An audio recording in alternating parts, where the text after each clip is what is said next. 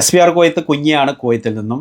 ഇന്നത്തെ ഈ ഒരു വീഡിയോ ബഹുമാനപ്പെട്ട കേരള ആരോഗ്യമന്ത്രി കെ മുരളീധരൻ സാറിൻ്റെ അറിവിലേക്ക് ഒരു തുറന്ന കത്ത്. സാറേ, ഞങ്ങൾക്കൊരു പരാതി ബോധിപ്പിക്കാനുണ്ട്. സാറേ, കുവൈത്ത് വിസ മെഡിക്കൽ നാട്ടിൽ നടക്കുന്നുണ്ട്.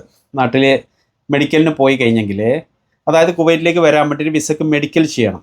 അപ്പോൾ ഈ മെഡിക്കൽ ചെയ്യുമ്പോൾ 99% മെഡിക്കലും അൺഫിറ്റ് ആക്കുന്നുണ്ട് ഈ കമ്പനികൾ. അതിൻ്റെ ശേഷം വീണ്ടും ഡേറ്റ് കൊടുക്കും. എന്നിട്ട് നമുക്ക് വീണ്ടും രണ്ടാമത് മെഡിക്കലിന് പോയി കഴിഞ്ഞെങ്കിൽ 30,000 മുതൽ 50,000 വരെ രൂപ കൊടുത്തെങ്കിൽ അവർ അത് ഫിറ്റാക്കി തരുന്നുണ്ട്.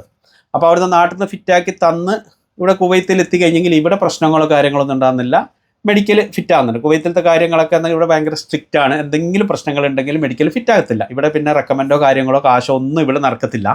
പക്ഷെ അത് ജെന്യൂനായിട്ട് ഇവർ ഫിറ്റ് ആണെങ്കിൽ ഫിറ്റ്, അൺഫിറ്റ് ആണെങ്കിൽ അൺഫിറ്റ് ഇവർ ചെയ്യുന്നുണ്ട്.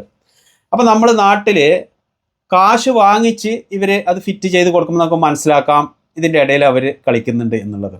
അപ്പോൾ സാർ ഇതിൽ ഇടപെടും, ഇതിൽ ഞങ്ങൾക്കൊരു പരിഹാരം ഉണ്ടാകും എന്നൊരു പ്രതീക്ഷയുണ്ട്. കാരണം നാട്ടിൽ നിന്ന് കുവൈത്തിലേക്ക് വരാൻ വേണ്ടിയിട്ട് വിസ സ്റ്റാമ്പിങ്, അതിൻ്റെ ടിക്കറ്റ് കാര്യങ്ങൾ ഒരുപാട് ചിലവ് വരുന്നുണ്ട്. അതിൻ്റെ മുകളിൽ ഈ ഒരു പൈസയും സാധാരണക്കാർക്ക് താങ്ങാൻ വേണ്ടിയിട്ട് പറ്റുന്നില്ല.